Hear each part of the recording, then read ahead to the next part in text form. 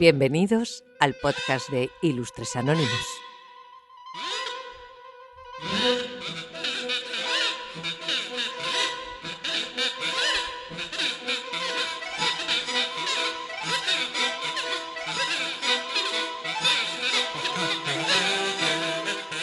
Dicen que cuando el Papa muere, el cielo de Roma se vuelve más gris.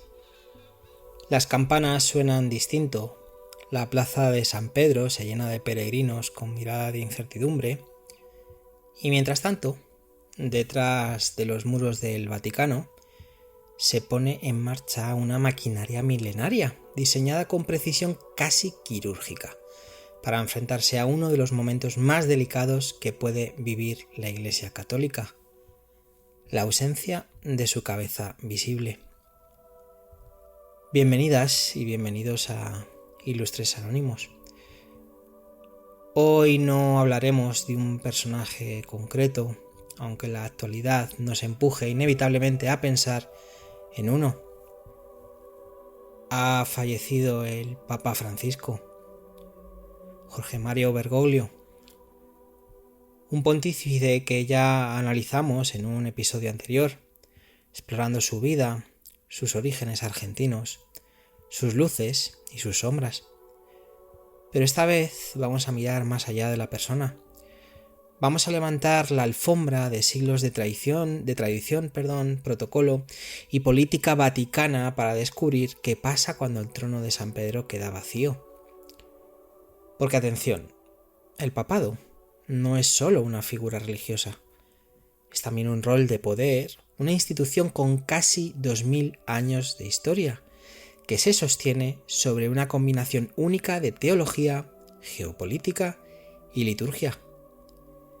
Y cuando esa figura desaparece, aunque sea temporalmente, el mundo entero contiene la respiración. Hoy vamos a sumergirnos en lo que la Iglesia llama sede vacante, un término que suena formal, elegante, casi poético, pero que encierra una serie de ritos y procedimientos que van desde lo simbólico, como destruir el anillo del Papa muerto, hasta lo profundamente estratégico, elegir a su sucesor entre un grupo de hombres encerrados bajo llave.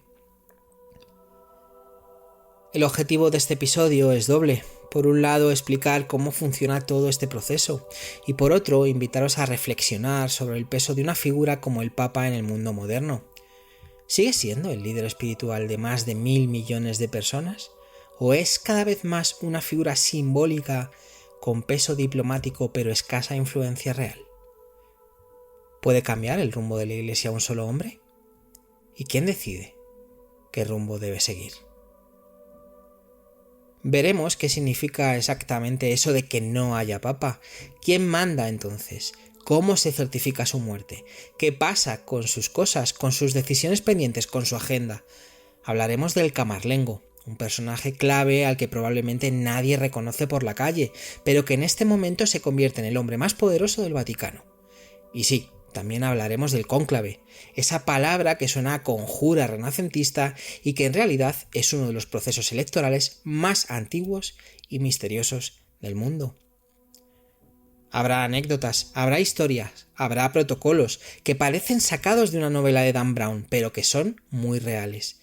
Y sobre todo, habrá una mirada crítica, pero respetuosa a una de las instituciones más longevas y al mismo tiempo más desconcertantes del mundo occidental. Así que, como os pido siempre, abrid bien los oídos, ajustad las mitras imaginarias, que hoy nos adentramos en los entresijos de la sede vacante. Cuando no hay papa, el Vaticano se transforma en un mundo suspendido entre el silencio y el humo blanco.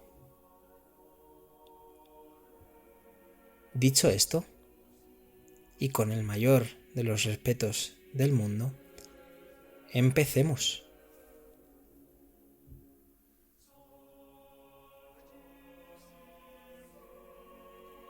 Bueno, pues antes de seguir y hablar de qué es la sede vacante, me voy a unir a lo que tanta otra gente ha hecho más allá por ser una figura de trascendencia como es el Papa Francisco, Jorge Mario Bergoglio. Ya hablamos de él, os recomiendo que os paséis por aquel episodio, el de un Papa incómodo. Incómodo porque ha sido un Papa que ha luchado desde la pobreza. Es un Papa que se ha lanzado a las calles desde el principio, desde que era un chaval, que ha vivido dictaduras, que ha vivido momentos duros, que ha vivido momentos difíciles, momentos más fáciles, y que el último gran cargo que se le echó a la espalda, que fue ser Papa, le llevó a dedicar todo lo que le quedaba de la vida que ha llevado a los demás, y a intentar convertir a la Iglesia Católica en ese faro que debería de ser por derecho propio. Luchó contra los tejemanejes y contra todo lo que estaba pasando con la banca vaticana.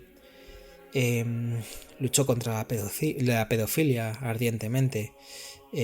Abrió las puertas de la Iglesia para que se luchara más contra este tipo de situaciones dentro de la Iglesia. Nunca es suficiente, siempre lo decimos, siempre hay alguien que dirá nunca es suficiente, y es verdad, nunca es suficiente, pero hizo todo esto. Bueno, pues simplemente mi recuerdo y mi in memoriam, se podría decir, de Francisco, del Papa Francisco, de Jorge Mario Bergoglio. Que descanse en paz, que merecida se la tiene. Así que, como decía, pues vamos a pasar ahora a explicar qué es esto de la sede vacante, ¿no? Y es que la expresión sede vacante viene del latín sede vacante, literalmente silla vacía, y se refiere al periodo que comienza cuando el Papa muere o renuncia, como hizo Benedicto XVI, y se extiende hasta que se elige a un nuevo sucesor. La silla vacía no es una silla cualquiera, claro. Es la cátedra de San Pedro, símbolo del poder espiritual del obispo de Roma y, por extensión, del liderazgo universal de la Iglesia Católica. Pero cuidado, esto no es simplemente un paréntesis. No es una especie de modo avión de la Iglesia. Durante la sede vacante se activan normas muy concretas. El Universi Dominici Gregis, promulgado por Juan Pablo II y luego modificado por sus sucesores, que regulan cada paso del proceso. Porque sí, la Iglesia puede parecer muchas cosas, pero improvisada no es. En este tiempo especial, ¿qué pasa? Pues se suspenden todas las decisiones del gobierno del Papa. El Papa no es solo una figura espiritual, hay que recordarlo, también es jefe de Estado, legislador y, en cierto modo, CEO de una multinacional. Y como en cualquier empresa, cuando el jefe se va, no se pueden tomar decisiones clave sin él. Todo queda en pausa, no se pueden nombrar obispos, crear nuevas diócesis ni firmar tratados, todo queda congelado, como si el Vaticano se hubiera metido en una urna de cristal. El poder recae sobre el colegio cardenalicio, pero no para gobernar, ojo, sino para mantener. No pueden tomar grandes decisiones, pero sí se ocupan de la administración ordinaria. Es un poder limitado, como un gobierno interino que solo tiene que garantizar que las luces sigan encendidas y que nadie toque demasiado las cosas. La figura más importante en estos días es el camarlengo. ¿Quién? Podréis preguntaros. Pues sí, el camerlengo o camarlengo en español. Es un cardenal que se convierte en el hombre clave durante este periodo. Es él quien certifica oficialmente la muerte del Papa, y, ojo, no es un acto simbólico. Antiguamente tenía que golpear la frente del pontífice con un pequeño martillo de plata y llamarle 3 veces por su nombre de bautismo. Hoy en día, evidentemente, se evita ese teatrillo, pero la tradición sigue cargada de solemnidad. Además, es el encargado de sellar los aposentos papales, custodiar los bienes y preparar todo para el cónclave. Y también se destruye el anillo del pescador.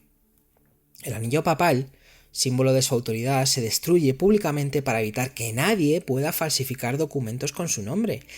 Nada queda al azar. Este periodo puede durar días o semanas. Ha habido épocas en que la sede vacante se prolongó durante meses, incluso años. En la Edad Media hubo vacíos papales que duraron tanto como un reinado. Pero hoy, con todo mucho más regulado, el proceso suele resolverse con bastante rapidez. Desde la muerte de un papa hasta la elección del siguiente pueden pasar más o menos unos 15 o 20 días. Aunque eso depende, por supuesto, de la rapidez con la que los cardenales se pongan de acuerdo. Y eso, como veremos más adelante, no siempre es tarea sencilla. La sede vacante es, en definitiva, un limbo litúrgico, una especie de interregno espiritual. No hay papa, pero tampoco hay caos. Hay normas, hay ceremonias y sobre todo hay una maquinaria preparada para funcionar sin que se note demasiado la ausencia. Y sin embargo, el mundo lo notamos. Porque aunque no seas creyente, aunque el Vaticano te parezca una reliquia medieval, aunque vivas al otro lado del planeta, el hecho de que no haya papa resuena como una pregunta sin respuesta. ¿Y ahora qué? La muerte de un papa no es solo un hecho biológico. Es un evento global, un terremoto simbólico que desencadena una serie de rituales minuciosos que parecen sacados de otro siglo. Porque en buena parte lo están. Desde el primer suspiro final hasta el último toque de martillo que sella el ataúd, cada gesto tiene un sentido, una historia, una razón teológica o política que justifica su existencia. Y aunque algunos detalles han cambiado con los años, lo esencial permanece. La muerte de un papa es un espectáculo de solemnidad cuidadosamente ensayado durante siglos. Bueno, el primero en actuar, ahora que ya sabemos todo esto, es el camarlengo, que, como vimos antes, es el encargado de confirmar oficialmente que el Papa ha muerto. Hoy, evidentemente, se hace con métodos médicos modernos, pero durante siglos, el ritual incluía golpear suavemente la frente del pontífice con un pequeño martillo de plata. Sí, como lo estáis oyendo. Mientras se le llamaba 3 veces por su nombre de pila. Jorge Mario Bergoglio, ¿duermes?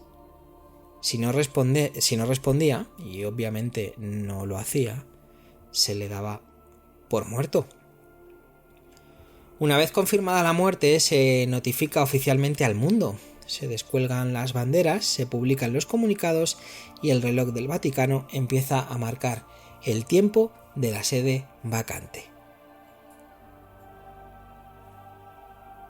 Bueno, y vamos a hablar ahora del anillo del pescador, y este es uno de los gestos más simbólicos de todo el proceso. El Papa lleva un anillo único, el llamado anillo del pescador, que representa a San Pedro, el primer Papa, pescador de oficio, y cuya imagen está grabada en la joya. Este anillo, que el Papa usaba para firmar documentos oficiales, cuando digo firmar, imaginaros un sello, ¿no?, con lacre. Bueno, debe ser destruido en cuanto se certifica su muerte. ¿Por qué? Porque ese anillo es como una firma, es un sello. Y mientras exista, alguien podría falsificar documentos con su marca. Así que el camarlengo lo rompe frente a testigos con un pequeño martillo o una lima. No es solo simbología, es seguridad institucional. ¿Qué más? Tras la muerte se celebran 9 días de misas fúnebres conocidas como los novendiales, del latín novendies, que significa 9 días. Durante este tiempo se rinde homenaje al Papa fallecido con ceremonias litúrgicas que reúnen a líderes del mundo entero, a cardenales, obispos y miles de fieles. Estas misas no son solo un tributo, también son una forma de preparar espiritualmente el ambiente para lo que viene. Cada día se reza por el alma del Papa y se recuerda su legado, mientras Roma se convierte por unos días en el epicentro religioso del planeta. El triple ataúd, que en este caso no va a ser así. Pero bueno, el cuerpo del Papa es preparado con gran solemnidad y colocado en 3 ataúdes sucesivos. Uno de ciprés, que simboliza la humildad, uno de plomo, que garantiza la conservación y lleva grabado su escudo, y uno de olmo o nogal, que lo contiene todo y es el ataúd exterior. Entre los ataúdes se colocan monedas acuñadas durante su pontificado, una lista de sus principales actos y logros y otros documentos simbólicos. Todo esto se sella con cintas rojas y lacres, como si se tratara de un legado sellado al que solo la historia podrá acceder. Finalmente, y esto tampoco va a ser así, el Papa es enterrado en las grutas vaticanas, bajo la Basílica de San Pedro, en una ceremonia privada. Solo unos pocos son testigos del momento en que la tumba se cierra. Todos estos ritos tienen un doble propósito.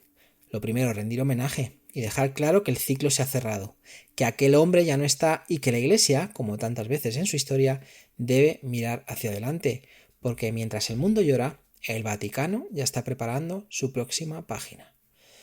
Y como decía, esto sí que va a ser un no y no. ¿Por qué? Porque, como ha hecho durante todo su papado, Jorge Mario Bergoglio, el Papa Francisco, también ha dejado una serie de vamos a decirlo así, de puntos a seguir a la hora de que él falleciera. No va a haber triple ataúd, va a haber un ataúd simple. Si no tengo mal entendido, quiere que se le entierre en el suelo. Y no se le va a enterrar en la Basílica de San Pedro, sino que le van a enterrar en Santa María la Mayor, Santa María Maggiore, que es una iglesia una basílica que a él siempre le ha gustado mucho, que a nosotros nos toca muy de cerca, a los españoles, porque si no recuerdo mal, no sé si fue Carlos IV o Felipe IV, Carlos IV, no me acuerdo, fue el mecenas, ¿no?, para construir esa basílica, ¿no? Pues esto es lo que va a ser un poco distinto. Han sido distintas muchas cosas con el Papa Francisco y hasta hoy, hasta el día de su muerte, vamos a seguir viendo cosas diferentes, porque así lo ha dejado dicho. Bueno, vamos a pasar. ¿Quién gobierna mientras tanto? Bueno, pues cuando muere un papa, como decíamos antes, uno podría pensar que el Vaticano se queda descabezado, como una barca a la deriva, pero no. Ni caos ni vacío real de poder, al contrario, comienza un periodo de gobierno interino perfectamente pautado, como si lo hubiera escrito un suizo con obsesión por los relojes. La Iglesia, que lleva 2 milenios enfrentándose a guerras, cismas, pestes y papas peculiares, sabe cómo gestionar una transición, y lo hace con un mecanismo antiguo pero afinado con bisturí. Durante la sede vacante, el poder del Papa no se transfiere a nadie en particular, no hay un sustituto temporal, ni un vicepresidente en funciones, no hay un Papa interino, para que lo entendamos. Lo que ocurre es que todo lo que depende directamente del Papa queda suspendido, y el resto pasa a manos del Colegio de Cardenales. El Colegio Cardenalicio, son los guardianes del limbo. Y como digo, el Colegio de Cardenales es como un parlamento eclesiástico de alto rango, compuesto por todos los cardenales nombrados hasta ese momento. Hay 2 cifras importantes aquí. En total, hay más de 200 cardenales en el mundo. Pero ojo, solo los menores de 80 años pueden votar en el cónclave. Estos son los llamados cardenales electores. Durante la sede vacante, el Colegio de Cardenales se divide en 2 funciones. Los cardenales que gobiernan temporalmente la Iglesia, limitándose a los asuntos ordinarios, lo que decíamos antes, con una ironía, ¿no?, que las luces se queden encendidas, que se paguen las facturas y que todo siga funcionando, ¿no?, por decirlo de alguna forma. Pero no pueden tomar estas decisiones estratégicas ni doctrinales, no pueden modificar doctrinas de la fe, ni pueden decir, no pueden, todo eso se queda, el jefe del Estado ha muerto, vamos a decirlo así, y hasta que no hay un nuevo jefe del Estado, todo eso queda en stand-by, queda parado. Bueno, los cardenales electores, que además deben preparar el cónclave, presiden reuniones diarias llamadas congregaciones generales, donde se tratan temas logísticos, administrativos y espirituales, es decir, se organizan misas, se gestionan viajes, se mantiene la diplomacia vaticana, pero no se hacen reformas doctrinales, como decía antes, ni se nombra a obispos, ni se inicia ningún proceso importante.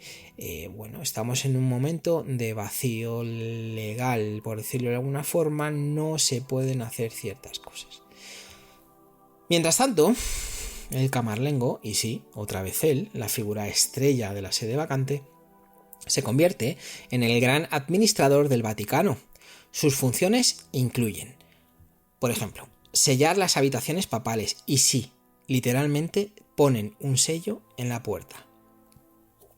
Custodia los bienes y documentos del Papa fallecido, para evitar que pase nada. Dirige las finanzas de la Santa Sede hasta que haya nuevo pontífice. Ojo, las dirige, no toma decisiones como decíamos antes.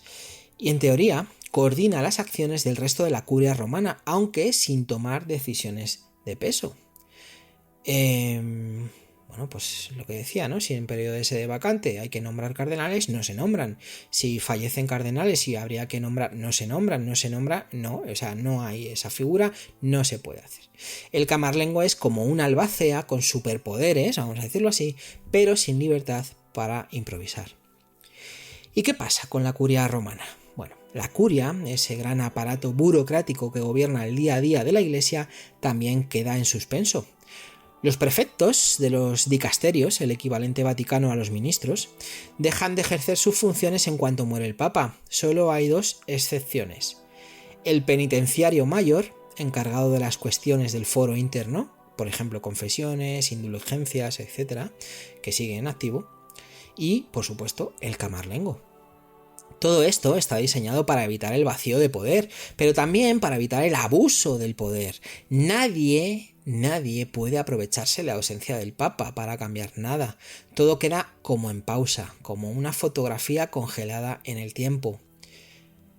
¿Qué precedentes históricos tenemos? Bueno, por supuesto, no siempre ha sido tan pacífico todo este tema. Durante siglos, la muerte de un papa podía generar verdaderas tormentas políticas, desde largas sedes vacantes de varios años en la Edad Media, por ejemplo, hubo una de 3 años entre Clemente IV y Gregorio X, hasta enfrentamientos entre reinos europeos que querían influir en la elección del nuevo pontífice. Hubo momentos, como en el siglo, por ejemplo, XIV, en los que hubo 2 o incluso 3 papas a la vez, cada uno con su propia corte, cada uno con sus propios cardenales. El famoso cisma de Occidente, sin ir más lejos. Afortunadamente, el sistema actual está pensado para evitar esas catástrofes institucionales. Hoy la Iglesia se encierra en sí misma, se toma unos días de silencio, que a todos nos vienen bien de vez en cuando, y se prepara para uno de sus ritos más cargados de misterio, el cónclave. Y del cónclave vamos a hablar, de cómo se elige al nuevo Papa. Pocas palabras en el mundo católico evocan tanta intriga como cónclave. Suena a secreto, a intrigas, a algo entre lo sacro y lo cinematográfico. Y no es casual. La palabra viene del latín conclave, bajo llave, y define a la perfección lo que ocurre. Más de un centenar de hombres, aislados del mundo, encerrados en una pequeña parte del Vaticano hasta que uno de ellos salga convertido en el nuevo líder de la Iglesia. Así están, aislados del mundo, cerrados con llave. Tienen la misiva, tienen la orden de entregar todos sus dispositivos móviles y demás para, evitar ciertas cosas, y luego tienen una serie de personas que les da servicio en el sentido de que, les prepara la comida y tal, pero viven encerrados hasta que no se elija a un nuevo papa. Y como sabéis todos ya, esto se hace en la Capilla Sixtina. Es donde está preparada también, o donde se prepara la chimenea, donde luego se decidirá todo. Como decía, encerrados literalmente, sin móviles, sin prensa, sin llamadas, sin acceso a internet. Es el único proceso electoral moderno a día de hoy en el que no se permite hacer campaña, no hay eslóganes, ni debates, ni encuestas, y sin embargo, cada elección papal marca un punto de inflexión histórico. Como decía antes, el lugar del misterio, la Capilla Sixtina. El cónclave se celebra en la Capilla Sixtina, bajo los frescos de Miguel Ángel. No sé si habéis tenido ocasión de ir allí. A la Capilla Sixtina, de visitarla. Si no habéis tenido ocasión, evidentemente cuando pase todo el jaleo, pero os recomiendo fervientemente que visitéis la Capilla Sixtina, la Basílica de San Pedro, por supuesto, las estancias de Rafael que hay allí, y que es digno de admirar. Bueno, pues allí, entre el juicio final y los profetas del Antiguo Testamento, los cardenales se reúnen sentados en sillas numeradas, en absoluto silencio. La atmósfera no puede ser más solemne ni más cargada de significado. La elección de un nuevo papa no es solo una decisión política, es en teoría la elección de alguien que hablará en nombre de Dios. Antes del cónclave, los cardenales se hospedan en la Casa de Santa Marta, una residencia dentro del Vaticano. La Casa de Santa Marta es donde también ha estado viviendo Francisco, en vez de las estancias dentro del propio Vaticano. Bueno, pues es una residencia dentro del Vaticano. Desde allí son trasladados bajo vigilancia hasta la Capilla Sixtina, donde se les hace jurar que guardarán secreto absoluto sobre todo lo que ocurra. Cualquier filtración puede conllevar la excomunión inmediata. ¿Quién puede ser elegido? Porque aquí no puede ser elegido cualquiera. Aquí viene la parte curiosa. Cualquier varón bautizado puede ser elegido papa. Varón bautizado puede ser elegido papa. No tiene que ser cardenal ni siquiera obispo. Basta con que sea hombre, católico y esté bautizado. Dicho esto, en la práctica, desde 1378, todos los papas han sido elegidos entre los cardenales. El número de cardenales electores, es decir, menores de 80 años, nunca puede superar los 120 y deben votar de forma libre y secreta, sin coacciones ni pactos, lo cual, por supuesto, es la teoría. En la práctica, como en toda asamblea humana, hay bloques, alianzas, estrategias. Están los italianos, los africanos, los latinoamericanos, los conservadores, los reformistas, los que buscan un papa espiritual y los que quieren un hábil gestor. Es un juego de equilibrios, de diplomacia y de paciencia. ¿Cómo son las votaciones? Bueno, pues el cónclave comienza oficialmente con una misa proeliyendo pontifice y después los cardenales se encierran. Se reparten papeletas con la inscripción Eligo in summum pontificem, que sería como elijo como sumo pontífice, y el nombre. Cada uno escribe su elección y la deposita de uno en una urna frente al altar. Las votaciones pueden repetirse hasta 4 veces al día, 2 por la mañana, 2 por la tarde y ya, básicamente eso, 4 veces al día. Para que un cardenal sea elegido papa necesita una mayoría de 2/3, es decir, si hay 120 electores, al menos necesita 80 votos. Si no hay consenso tras varios días, el ritmo de votación se mantiene. En tiempos antiguos incluso se les recortaba la comida. Literalmente, al tercer día, solo pan y agua. Hoy evidentemente ya no ocurre, pero la presión, como podéis entender, sigue siendo enorme. Bueno, humo blanco y humo negro. ¿Qué es esto? Después de cada ronda de votación, las papeletas se queman en una estufa especial. Si no hay papa, se añade una sustancia química que produce humo negro. Y si hay papa, el humo es blanco. Ahora se utiliza una sustancia química. En el pasado lo que se hacía era que, bueno, pues junto a lo que se quemara estas papeletas se añadía pues madera humedecida o con un poco para que provocar que el humo fuera negro, ¿no? Bueno, ese pequeño hilo de humo que sale de una chimenea sobre la Capilla Sixtina, que por cierto tendrán que colocar, si no lo harán en breve, si no lo han hecho ya, los bomberos de Roma. Bueno, pues ese pequeño hilo, como digo, de humo es observado por miles de personas en la plaza y por millones desde sus casas. No hay notificación más antigua ni más cargada de suspense que ese humo incierto que a veces parece gris, marrón o blanco sucio salga por esa chimenea. En 2005 y en 2013 la confusión fue tal que más de uno celebró antes de tiempo. Y entonces, cuando finalmente hay consenso, habemus papam. Un cardenal diácono se asoma al balcón central de San Pedro y pronuncia las palabras mágicas. Perdonad mi latín, hace mucho que no hablo en latín, y sí, he hablado en latín y he escrito en latín porque yo he dado latín. En fin, Annuntio vobis gaudium magnum, habemus papam, que viene a ser, os anuncio, una gran alegría, tenemos papa. A continuación, se anuncia el nombre del bautismo del nuevo pontífice y el nombre que ha elegido para su pontificado. Después, el nuevo papa aparece en el balcón para dar su primera bendición urbi et orbi a la ciudad y al mundo. A partir de ese momento, todo cambia.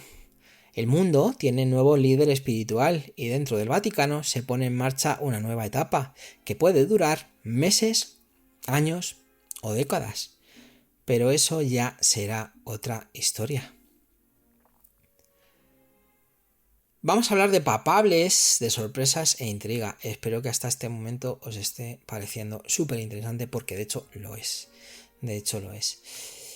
Bueno, pues si el cónclave es un teatro ritual de silencio y solemnidad, los días previos son todo lo contrario. Pura especulación, quinielas, susurros y pasillos cargados de expectativa. Porque aunque los cardenales juran que votan bajo inspiración divina, lo cierto es que la política eclesiástica existe, y vaya que sí existe. En los días previos al cónclave, el Vaticano se convierte en un hervidero silencioso donde cada gesto cuenta, cada palabra pesa y cada nombre pronunciado puede cambiar el destino de la Iglesia.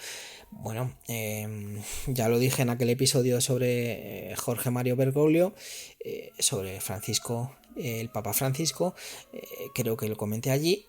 Básicamente Benedicto XVI señaló a Jorge Mario Bergoglio como su sucesor. O sea que, bueno, al azar no se dejó, ¿no? ¿Qué es un papable? El término papable, de papabile en italiano, se refiere a aquellos cardenales que suenan como posibles candidatos a ser elegidos papa. No es un título oficial, pero sí un reconocimiento tácito. Los papables suelen reunir ciertas características. Ojo aquí, edad intermedia, entre 60 y unos 75 u 80 años, 75 más bien, ni demasiado joven como para suponer décadas de pontificado, ni tan mayor que genere incertidumbre sobre su salud. Evidentemente lo de Juan Pablo II a todo el mundo le sorprendió porque fue un pontificado muy largo y hubo pontificados pues que duraron muy poquito tiempo, ¿no? Por eso se pretende o se intenta que esté entre los 60 y los 75 años. Bueno, se busca que tenga experiencia diplomática o curial, haber sido nuncio, prefecto de algún dicasterio importante o secretario de Estado, bueno, podría contar, ¿no? Imagen pública respetada, una mezcla de teología sólida, carisma y capacidad de comunicación. Capacidad de tender puentes entre bloques conservadores y progresistas. Pero lo más importante es algo que no se puede medir: el perfil de hombre de consenso. En un cónclave no gana necesariamente el favorito, gana quien divide menos.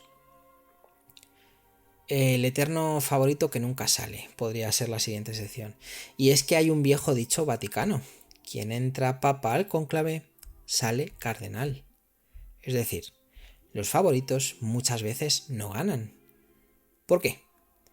Porque ser favorito implica tener enemigos, y los cardenales, que son pocos, se conocen bien y tienen buena memoria, prefieren evitar tensiones innecesarias. En muchos casos, los papables sirven más como puntos de comparación. Se habla de ellos para medir a otros. Por ejemplo, Carlo Maria Martini, en el cónclave de 2005, era considerado uno de los favoritos, pero su fama como intelectual progresista lo dejó fuera rápidamente. El consenso se inclinó hacia Joseph Ratzinger, un teólogo firme, conocido por todos y respetado incluso por sus adversarios. En otras ocasiones, hablando de qué sorpresas nos ha dado el Espíritu Santo, ha habido verdaderos giros de guión. En 1978, tras la trágica e inesperada muerte de Juan Pablo I, que solo reinó durante 33 días, y como ya dije también en algún momento teníamos que hablar de Albino Luciani, el cónclave eligió al polaco Karol Wojtyła, un total outsider. Fue el primer papa no italiano en más de 450 años. Estamos hablando de 1978. Llevaban eligiendo papas italianos desde el siglo prácticamente XVI. Bueno, su elección rompió moldes, sorprendió a la curia y envió un mensaje contundente al bloque soviético en plena Guerra Fría. En 2013, el argentino Jorge Mario Bergoglio tampoco era el favorito. El más mencionado era el italiano Angelo Scola, Tras varias rondas estancadas se impuso una figura menos divisiva, con un perfil pastoral fuerte, y el resultado fue Francisco, el primer papa jesuita y el primer papa de Latinoamérica y de América en general. Bueno, aunque los cardenales no pueden hacer campaña abierta, como decíamos antes, hay grupos de presión internos, lo que algunos llaman los lobbies eclesiásticos. El bloque italiano, que tradicionalmente ha tenido peso. El grupo latinoamericano, que está creciendo en influencia, y no es raro, ¿no? Porque ahora mismo allí es una de las zonas donde más creyentes hay, ¿no? Los africanos, cada vez más numerosos, con una iglesia en expansión, como pasa un poco en Latinoamérica. Y sobre todo los alineamientos ideológicos progresistas contra conservadores. A esto se suman las alianzas personales, las deudas pendientes, las simpatías y antipatías que se arrastran desde hace años. No olvidemos que muchos de estos hombres llevan décadas en la curia y se conocen perfectamente. ¿Y qué pasa cuando no hay acuerdo? Bueno, hay veces que los bloques están tan enfrentados que se buscan soluciones de compromiso, es decir, se elige a alguien que no era favorito de nadie, pero es aceptable para todos. Es como vamos a buscar entre el blanco y el negro, vamos a elegir al gris. A veces esto da lugar a papados breves de transición. Otras veces esa figura intermedia termina marcando época. El mejor ejemplo de esto fue el querido Juan XXIII, elegido en 1958 como papa de transición, anciano y bonachón. Se esperaba que fuera un pontífice breve, sin grandes sobresaltos, pero ojo, fue él quien convocó el Concilio Vaticano II, una de las revoluciones más profundas en la historia moderna de la Iglesia. En resumen, el cónclave es terreno de Dios, estaría bueno, pero también de estrategia humana, y entre esos muros pintados por Miguel Ángel se deciden cosas que afectan no solo a la Iglesia, sino al mundo entero. Porque el Papa no es solo un pastor, es también un actor político, una figura simbólica y para muchos un faro moral. Y todo eso empieza con una votación secreta y un nombre escrito a mano. Bueno, pues ese es el proceso. Ya tenemos todo, ya tenemos qué pasa cuando fallece el obispo de Roma, cuando fallece el Papa, que hemos explicado qué es la sede vacante, qué rituales se hace tras la muerte del Papa, quién gobierna mientras el Papa no está, y qué es esto del cónclave, cómo funciona y qué es todo esto, ¿no? Y luego también hemos hablado un poco de estos papables, ¿no? Que tanto se oye hablar de los papables. Bueno, ¿y qué pasa después del humo blanco, de la fumata blanca, ¿no? Como se suele decir. Bueno, el humo blanco ya ha salido. La plaza de San Pedro estalla en gritos, lágrimas, selfies y oraciones. Las campanas repican a toda potencia. El mundo entero contiene la respiración. Y durante unos minutos eternos nadie sabe quién es. Solo se oye un rumor general. Habemus papam. ¿Pero quién es? Cuando el nuevo papa ha sido elegido y ya ha aceptado, porque sí, ojo, ya lo hemos hablado también, el cardenal al que se elija puede negarse, puede decir que no quiere ser papa, aunque esto no suele pasar. Bueno, pues cuando ya ha sido elegido y ha aceptado, se le preguntan dos cosas fundamentales. ¿Aceptas tu elección como sumo pontífice? ¿Y qué nombre deseas tomar? Aquí entra el primer acto de poder real del nuevo papa, elegir su nombre pontificio. Y ojo, no es un detalle cualquiera. El nombre indica una intención, un rumbo, una referencia histórica. Juan Pablo I quiso honrar a sus dos predecesores, a Juan XXIII y a Pablo VI, creo que era. Benedicto XVI evocaba al Papa que promovió la paz en tiempos de guerra. Francisco, al tomar ese nombre por primera vez en la historia, señalaba humildad, pobreza y reforma. Minutos después, el cardenal protodiácono se asoma al balcón central de la Basílica de San Pedro y dice la fórmula clásica: Annuntio vobis gaudium magnum, habemus papam. Y a continuación dice: eminentissimum ac reverendissimum dominum, el nombre del nuevo papa, Sanctae Romanae Ecclesiae Cardinalem, el apellido del cardenal, qui sibi nomen imposuit, y el nombre papal que ha elegido. Y entonces el mundo entero se entera de quién será el sucesor de Pedro. Es cuando todos ya nos enteramos de quién va a ser su sucesor. Cosas que pasan. Bueno, pues mientras todo esto ocurre, mientras este cardenal protodiácono está diciendo todo esto en el balcón, el nuevo papa es llevado a un lugar especial dentro de la Capilla Sixtina, llamado el Cuarto de las Lágrimas, o el Cuartito de las Lágrimas, o la Habitación de las Lágrimas. En italiano es la Stanza delle Lacrime.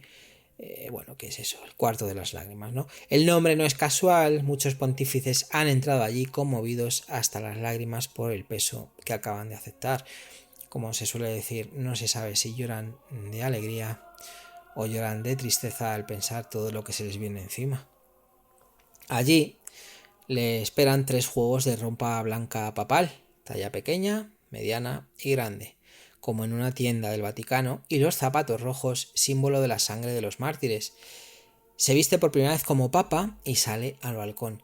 Esto también Francisco lo hizo distinto, no se quiso poner los zapatos rojos tan simbólicos de los papas, tampoco aceptó la cruz de oro, y otra serie de cosas, ¿no?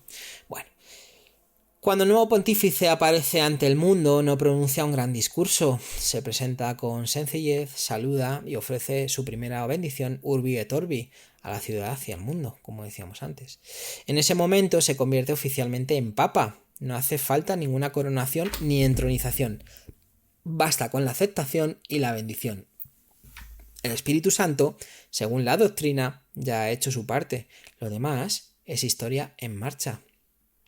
En los días siguientes, el nuevo papa celebrará una misa solemne de inicio de pontificado.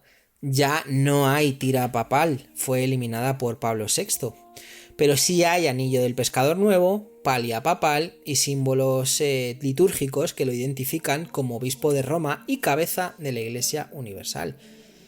Empiezan entonces sus primeras decisiones. Nombramientos clave, por ejemplo, el secretario de Estado. Reuniones con los cardenales, discursos inaugurales que definen el tono del nuevo pontificado, encuentros con líderes mundiales, con medios y con fieles. Y a partir de ahí comienza el peso de la silla de Pedro. Porque una vez termina el humo y el fervor, empieza el trabajo. Y ese trabajo puede durar lo que duran sus fuerzas o su voluntad. Como hemos visto ya, incluso un papa puede renunciar. Pero mientras tanto, es su tiempo. Y el mundo, una vez más, observa y espera. Dije en el anterior episodio en el que hablamos de Francisco, del Papa Incómodo, este Papa Incómodo, que incluso podía llegar a plantearse renunciar como haría Benedicto XVI, no le ha dado tiempo. Al final, pues ha sido un ictus, ¿no? El Papa ya estaba bastante malito, porque ya tenía incluso unas afecciones de pulmón que ya traía de su juventud, ¿no? Pero sí, el Papa incluso podría renunciar, ¿no? Vamos a hablar de algunas cosas curiosas antes de terminar, que nos queda ya nada, y terminamos porque, era simplemente porque entendierais cómo funciona esto de elegir un nuevo Papa, ¿no? No todos los cónclaves han sido ejemplos de armonía espiritual. De hecho, algunos parecen más bien capítulos de Juego de Tronos, pero con sotanas. Porque si bien la elección del Papa, de un Papa, se supone guiada por el Espíritu Santo, la historia nos muestra que a veces el Espíritu ha tenido que sortear sobornos, amenazas, alianzas ocultas e incluso hambre. Vamos a hablar del cónclave que se resolvió con pan y agua, 1268 a 1271, y es uno de los más famosos, que fue este cónclave tras la muerte del Papa Clemente IV. Se celebró en Viterbo y duró nada menos que 33 meses. Los cardenales no se ponían de acuerdo, 3 años sin Papa, 3 años. La ciudad entera se desesperaba, hasta que estos ciudadanos, los ciudadanos de Viterbo, tomaron cartas en el asunto. cerraron con llave a los cardenales, quitaron el techo del edificio para exponerlos a la lluvia y al sol y redujeron sus comidas a pan y agua. El mensaje fue muy claro: o elegís papa o aquí nos morimos todos. Funcionó. Eligieron finalmente a Gregorio X y gracias a aquel encierro forzado nació la palabra cónclave. Bueno, 1492, el cónclave de los Borgia, y es que fue un escándalo, ¿no? Un escándalo notorio este cónclave que eligió a Rodrigo Borgia, quien se convertiría en Alejandro VI. El apellido ya te da una pista: corrupción, nepotismo, lujos, amantes, hijos ilegítimos y un cónclave rodeado de rumores de sobornos descarados. Borgia compró votos a cambio de cargos, territorios y favores y ganó. Se convirtió en papa en pleno apogeo del Renacimiento y su pontificado fue un escándalo andante. Pero eso sí, dejó una huella imborrable en la historia y también podríamos decir casi que en la televisión. Bueno, conclave de los tres papas entre 1778 y 1417, y es que durante el cisma de Occidente la situación fue tan caótica que hubo tres papas simultáneamente, cada uno reclamando ser el legítimo, uno en Roma, otro en Aviñón y un tercero en Pisa. Los cardenales, divididos por alianzas políticas y presiones de reinos europeos, terminaron creando más problemas que solución. El caos duró casi 40 años y solo se resolvió en el Concilio de Constanza, donde se depusieron o renunciaron los tres papas y se eligió a Martín V para restaurar la unidad. Y por último, el papa que trágicamente duró un suspiro en 1978, que este cónclave, el de este año, fue peculiar por ese motivo. Eligió a Albino Luciani, que tomó el nombre de Juan Pablo I, el papa de la sonrisa. Fue una figura querida, humilde, con fama de santo. Todo lo que se pueda decir de él es poco. Y su pontificado trágicamente duró solo 33 días. Su muerte repentina alimentó toda clase de teorías de la conspiración, desde complots de la mafia hasta secretos del Banco Vaticano. Fue tan impactante que hubo que convocar otro cónclave ese mismo año, el que eligió a Juan Pablo II. Y como ya he dicho alguna vez, de Albino Luciani podríamos hablar mucho más. Bueno, como ves, la historia del papado está llena de episodios donde lo divino y lo humano se mezclan de formas insólitas. Cónclaves detenidos por la política, dominados por familias poderosas o resueltos bajo presión popular. Todos muestran que aunque la liturgia permanezca, las pasiones humanas nunca han dejado de tener su lugar. Bueno, pues esto es lo que ha dado de sí el episodio de hoy. De nuevo, yo lo siento en el alma, como decía en aquel capítulo, no siempre habré estado de acuerdo con las decisiones de Francisco, con las de Juan Pablo II, con las de... Yo son los dos que he conocido, bueno, y Benedicto XVI también. Pero creo que ha intentado hacerlo mejor.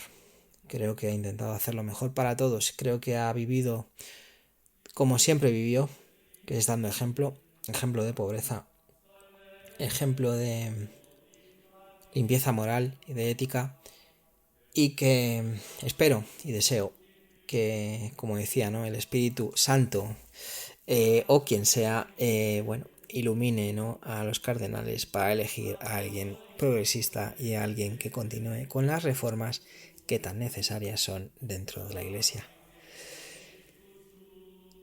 Y dicho esto, así termina nuestro recorrido por uno de los momentos más singulares y misteriosos de la Iglesia Católica, la sede vacante.